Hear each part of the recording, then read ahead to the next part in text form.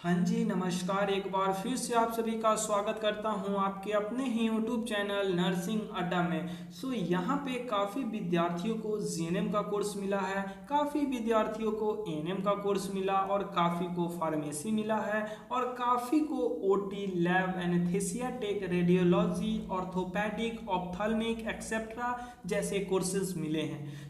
इन सभी प्यारे विद्यार्थियों के द्वारा एक ही सवाल बार बार पूछा जा रहा था और इन सभी का सवाल यही था कि सर, जो भी हम लोगों को कोर्सेज अलॉट हुआ है, क्या हम सभी का यहाँ पे एडमिशन फी कितना लगने वाला है। सर, यहाँ पे जो भी कोर्स हम लोगों को मिली है, क्या उसमें हॉस्टल हम लोगों को मिलेगा, हॉस्टल प्रोवाइड की जाएगी या नहीं की जाएगी। सर, मेस का चार्ज कितना लगता है और क्या गवर्नमेंट की तरफ से जो स्कॉलरशिप मिलती है प्यारे विद्यार्थियों को, चाहे आपका कोर्स कोई भी क्यों ना हो, वो कितना मिलता है। और गाइस, यहाँ पे चाहे आपका कोई भी कैटेगरी क्यों ना हो, स्टाइफंड के तौर पे गवर्नमेंट आपको क्या प्रोवाइड करती है, इन सभी तमाम जानकारियों को हम लोग देखेंगे इस वीडियो में। चलिए गाइस, वीडियो को करते हैं स्टार्ट। वीडियो को स्टार्ट करने से पहले आप सभी से एक छोटी सी रिक्वेस्ट है, यदि आप लोग इस चैनल पे नए हो, पहली बार हो, तो चैनल को सब्सक्राइब कर लीजिए और बेल आइकन को हिट कीजिए ऐसे ही इंफॉर्मेटिव वीडियो पल पल पाने के लिए। गाइस, चलिए हम लोग बढ़ते हैं जो भी हमारा टॉपिक था उसकी ओर। ठीक है, हम लोग सबसे पहले बात करेंगे एडमिशन फी कितना लगेगा। ठीक है ना, ये मैं जो भी आपको बताने वाला हूँ एडमिशन फी, वो ओनली फॉर गवर्नमेंट कॉलेजेस की मैं यहाँ पे बात करूंगा। ठीक है ना, प्राइवेट कॉलेज की मैं यहाँ पे बात नहीं करने वाला हूँ। ठीक है, गवर्नमेंट कॉलेज की मैं यहाँ पे बात करूंगा।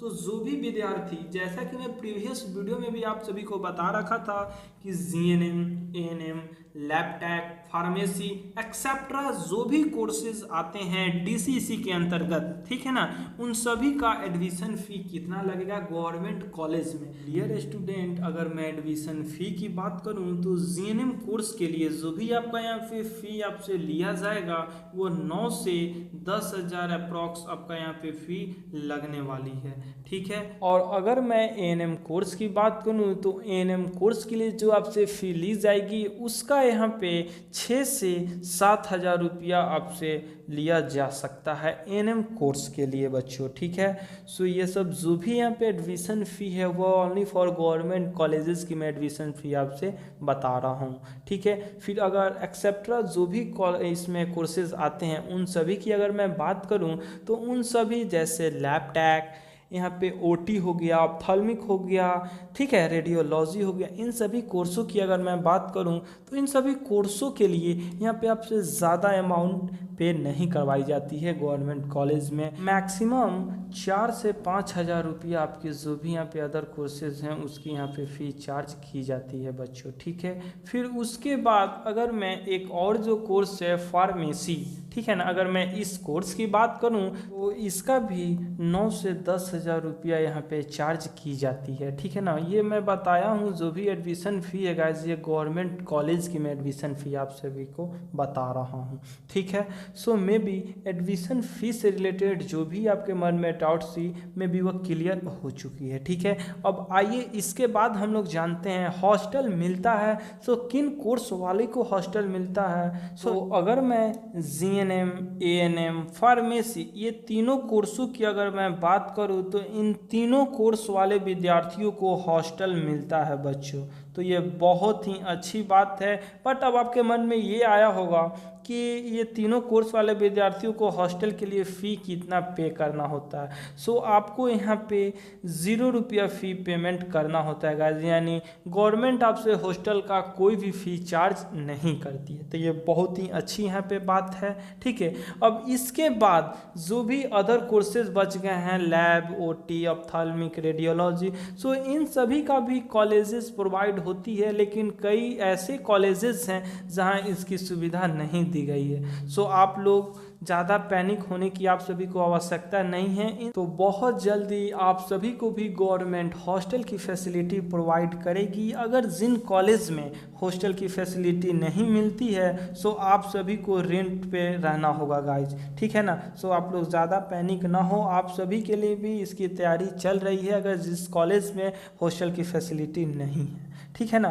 फिर आइए गाइस, उसके बाद हम लोग बात करते हैं मेस चार्ज कितना लगता है। हाँ जी बच्चों, ये भी सवाल काफ़ी विद्यार्थियों के द्वारा पूछा गया कि सर मेस चार्ज कितना लगता है। तो गाइज अगर मैं इसकी बात करूं तो मे बी सारे कॉलेजेस में मेस की फैसिलिटी नहीं दी गई है, बट जो भी कॉलेजेस में मेस की फैसिलिटी दी गई तो उसके लिए आपको कुछ अमाउंट पे करना होगा, ठीक है ना। यानी पर मंथ आपसे 15 से 2000 समथिंग आपसे मेस चार्ज यहाँ पे लिया जाएगा, ठीक है ना। सो यहाँ पे सबसे अच्छी बात यह है कि जो भी आपसे मेस चार्ज लिया जाता है तो वो आपको स्टाइफंड के तौर पे आपको रिफंड भी कर दिया जाता है। तो माय डियर स्टूडेंट, जैसा कि आप लोग यहाँ पे देख सकते हो कि गवर्नमेंट के तरफ से जो भी स्कॉलरशिप आप सभी को प्रोवाइड की जाती है, सो इन सभी का बेनिफिट क्या होता है, तो जितना आपका एडमिशन फ़ी लगा है, ठीक है, फिर उसके बाद जितना आपका मेस चार्ज लगा है और जितना अदर एक्टिविटी की फ़ी आप सभी से ली जाती है,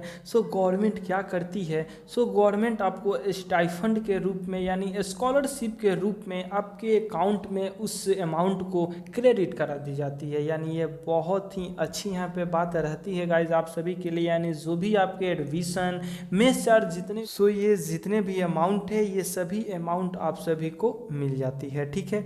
अब यहाँ पे बात आती है कि स्कॉलरशिप सर हम सभी को कैसे मिलेगा, ऐसे ही थोड़ी ना मिलेगा गाइज। सो इसके लिए आप सभी को क्या करना होगा, तो जो भी आपके कॉलेजेस रहेंगे उसमें स्कॉलरशिप फॉर्म आती है, उस स्कॉलरशिप फॉर्म को आप सभी को फिल करना होगा। हाँ जी, फिल करने के बाद आप तो जैसे ही आप लोग अप्लाई करोगे वैसे ही 2 से 3 मंथ के बाद आप सभी के अकाउंट में स्कॉलरशिप के रूप में क्रेडिट कर दी जाएगी जो भी अमाउंट आपको गवर्नमेंट के थ्रू दी जाती है, ठीक है ना। सो आई होप आप सभी को यह वीडियो बहुत ज़्यादा ही हेल्पफुल होगी। अगर आपके मन में और भी कोई डाउट्स हो और भी कोई कन्फ्यूज़न हो तो इस वीडियो के कमेंट सेक्शन में या हमारे टेलीग्राम चैनल पे ज्वाइन होकर वहाँ से भी पूछ सकते हो।